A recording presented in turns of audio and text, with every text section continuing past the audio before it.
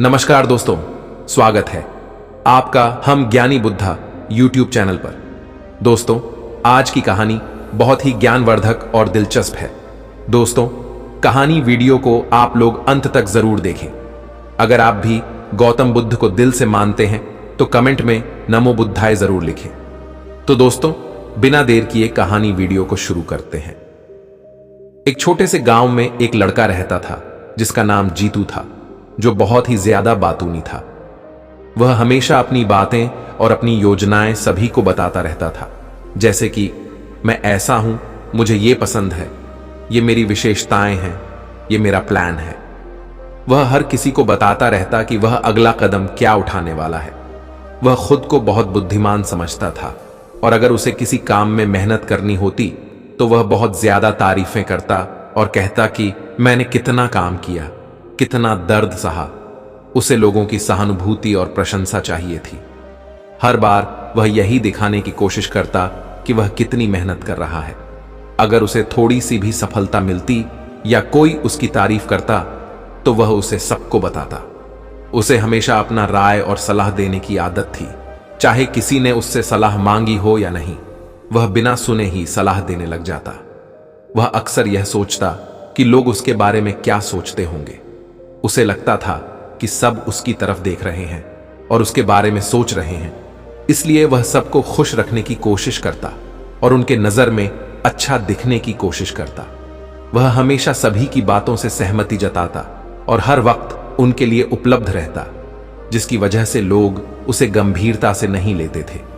ज्यादातर समय वह अपने दोस्तों के साथ बेकार की बातें करता, समय बर्बाद करता और अनावश्यक बहसों में उलझ जाता। वह हमेशा पहले छोटे और बेकार के कामों को करता और महत्वपूर्ण कामों को आखिरी में करने की कोशिश करता। इसलिए अब तक वह किसी भी काम में सफल नहीं हो पाया था। लेकिन समय के साथ उसे यह महसूस होने लगा कि वह अपना समय व्यर्थ कर रहा है। वह महसूस करने लगा कि अगर उसने अपनी आदतों को नहीं बदला तो न तो वह अपने सपने पूरे कर पाएगा और न ही जीवन में कुछ खास हासिल कर पाएगा। वह कई बार अपनी बुरी आदतों को छोड़ने की कोशिश करता, लेकिन कुछ दिनों बाद वह फिर से अपनी पुरानी आदतों में लौट आता। समय बीतने के साथ और उसकी उम्र बढ़ने लगी, वह अपने भविष्य को लेकर चिंतित होने लगा। उसे समझ में नहीं आ रहा था कि उसे अपने अंदर बदलाव लाने के लिए क्या करना चाहिए और अपने सपनों को पूरा करने के लिए किस दिशा में कदम बढ़ाना चाहिए। लेकिन एक दिन उसके एक दोस्त के माध्यम से उसे गौतम बुद्ध के बारे में पता चला, जो बहुत ही ज्ञानी और समझदार थे। उनकी बुद्धिमानी और ज्ञान से वह लोगों की बड़ी समस्याओं का हल आसानी से निकालते थे।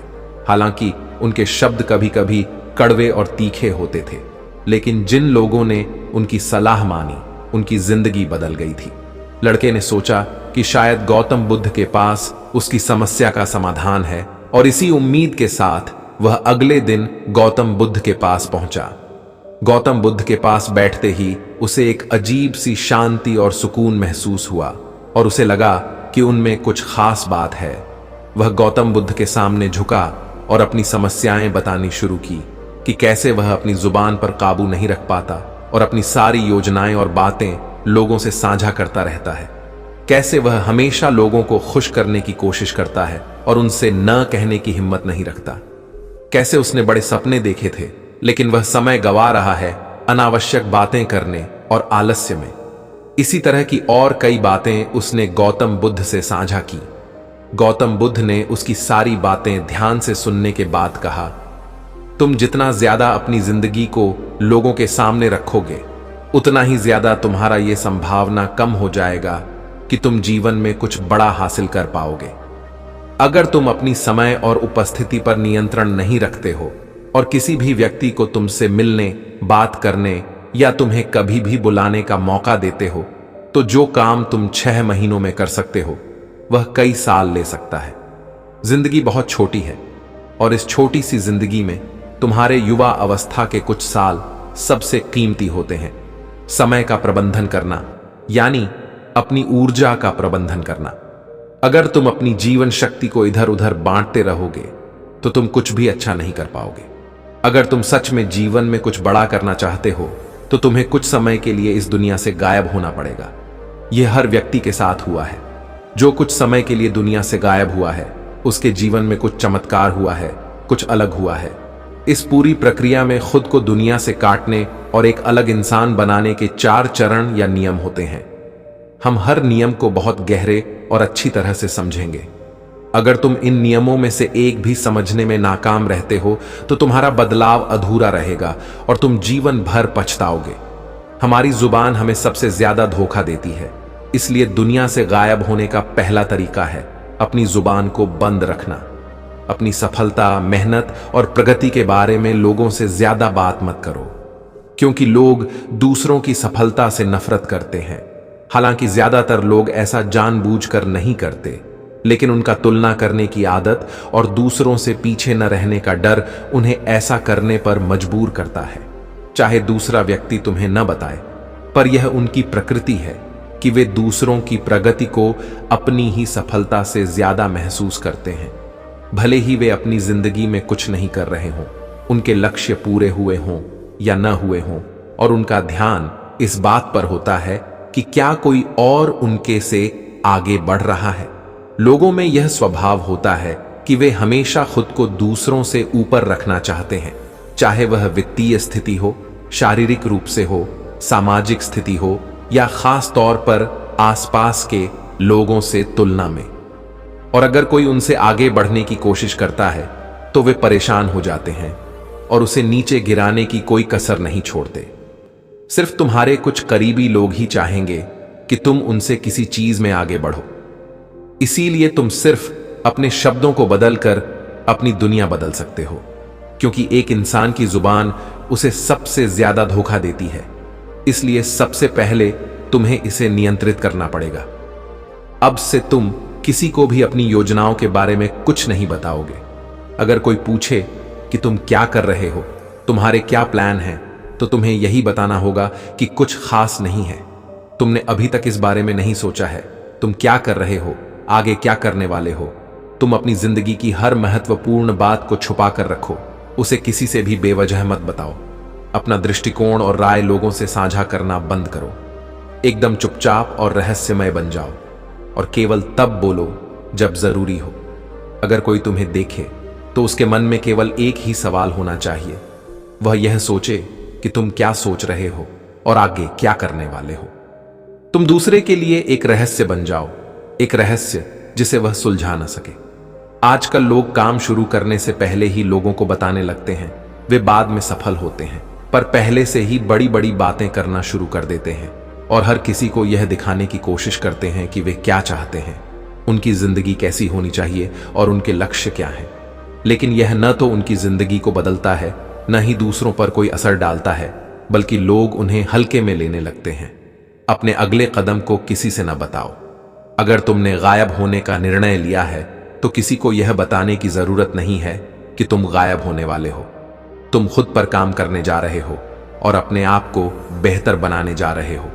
इसमें परिवार, दोस्त, रिश्तेदार सब शामिल हैं, पर यह इतना आसान नहीं है।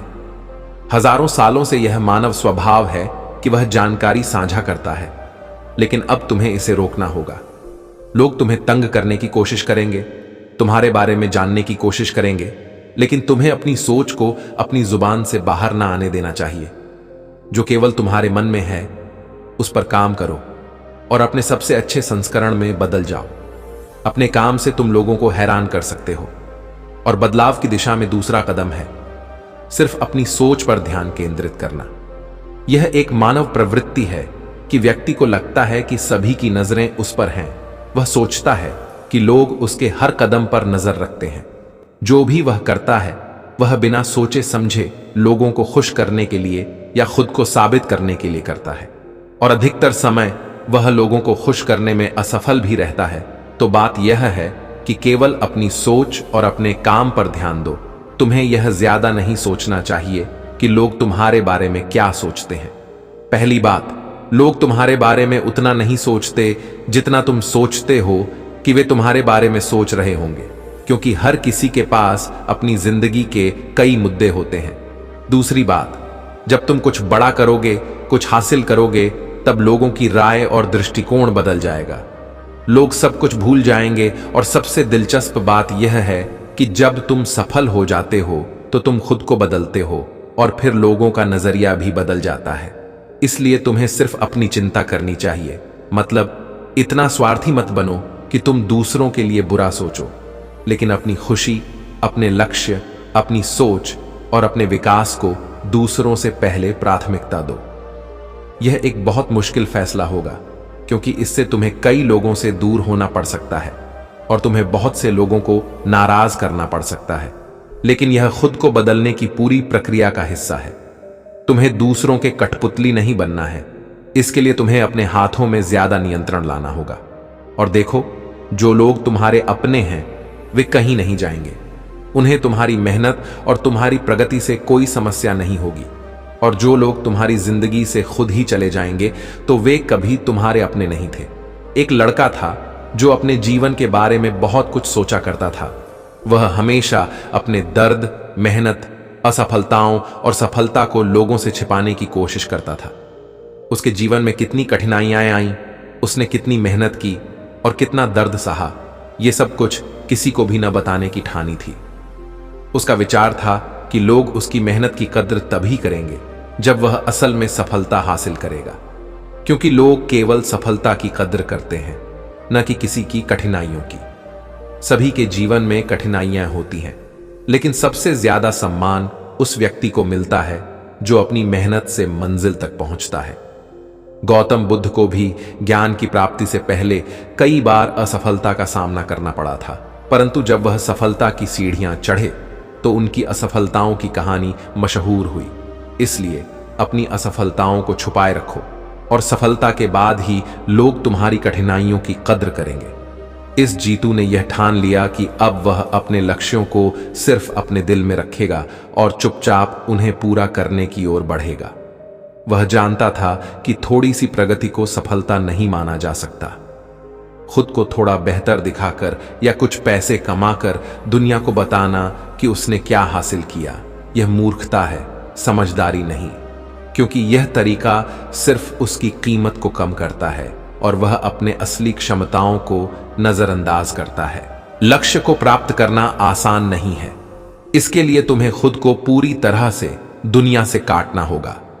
तुम्हें शारीरिक और मानसिक समस्याओं का सामना करना होगा, थकावट महसूस होगी और कई बार हार मानने का मन करेगा। किसी से सलाह या तारीफ की उम्मीद मत रखो। यह संघर्ष तुम्हारा है और तुम्हें इसे खुद ही निभाना है। जब तुम पूरी मेहनत से काम करोगे और दुनिया से छिपकर अपनी मंजिल पर ध्यान दोगे, तब लोग तुम्हारी सफलता को देखकर चौंक जाएंगे। याद रखो, तुम्हारे 100 असफलताएं सिर्फ एक सफलता से ढक सकती हैं। अगर तुम यह समझ गए तो तुम बदलाव के लिए तैयार हो। अब तुम्हें अपना लक्ष्य स्पष्ट रूप से तय करना होगा। तुम इस बदलाव की प्रक्रिया में क्या बनना चाहते हो? क्या तुम्हारा लक्ष्य शिक्षा है, व्यवसाय, शारीरिक बदलाव, व्यक्तिगत लक्ष्य या आर्थिक स्थिति में सुधार? यह जरूरी नहीं कि केवल एक ही लक्ष्य हो सकता है कई लक्ष्य हों, लेकिन तुम्हारा लक्ष्य स्पष्ट और सुस्पष्ट होना चाहिए। दूसरी बात, तुम्हें पूरी तरह से अपने लक्ष्य के साथ एक होना होगा। अब तुम्हारा हर दिन उसी लक्ष्य की ओर काम करने में लगना चाहिए। तुम्हारा पूरा ध्यान उस लक्ष्य पर केंद्रित रहना चाहिए। कोई भी असंवेदनशील गतिविधि, बातचीत या चिंता तुम्हारे जीवन में कोई स्थान नहीं रखनी चाहिए। वह एक योद्धा की तरह हो जाओ जो दिन के 14 घंटे अभ्यास करता है, 8 घंटे सोता है और बाकी 2 घंटे बाकी कामों के लिए इस्तेमाल करता है। अब तुम सोचो, अगर एक योद्धा 8 घंटे अभ्यास करता है और दूसरा 14 घंटे, तो कौन अधिक सफल होगा? यह साफ है, जो ज्यादा मेहनत करेगा वही जीत पाएगा। सबसे महत्वपूर्ण बात यह है कि तुम्हारे जीवन में जो चीजें सबसे ज्यादा महत्वपूर्ण हैं, उन्हें प्राथमिकता दो। बाकी छोटी छोटी चीजों को बाद में करना। भगवद गीता में लिखा है, जो एक काम में निष्ठावान नहीं होते, वे हर काम में ध्यान भटकने की चेष्टा करते हैं। जब तुम अपने जीवन के इस बदलाव को पूरा करोगे, तो तुम पूरी तरह से एक नए इंसान में बदल चुके होगे। तुम्हारी सोच, तुम्हारा दृष्टिकोण, सब कुछ बदल जाएगा। अब तुम्हें औरों को अपने सफलताओं के बारे में बताने की कोई जरूरत नहीं होगी। तुम जानोगे कि अब तुम्हें किसी को कुछ साबित करने की आवश्यकता नहीं है। अंत में तुम महसूस करोगे कि तुम्हारा जीवन जिस दिशा में जा रहा है वह अब तुम्हारे विचारों से भी कहीं बड़ी है। तुम उस सफलता की खुशियों को महसूस करोगे जो तुमने अपनी मेहनत से पाई है, और जब तुम यह समझ पाओगे तो तुम पूरी तरह से बदल चुके होंगे। गौतम बुद्ध के द्वारा कही गई इस बात को सुनकर उस लड़के ने अपने जीवन में बदलाव लाने का संकल्प लिया। उसने तय किया कि वह पूरी दुनिया से कटकर खुद पर काम करेगा और एक नए व्यक्ति के रूप में लौटेगा। गौतम बुद्ध का धन्यवाद करते हुए वह वहां से चला गया।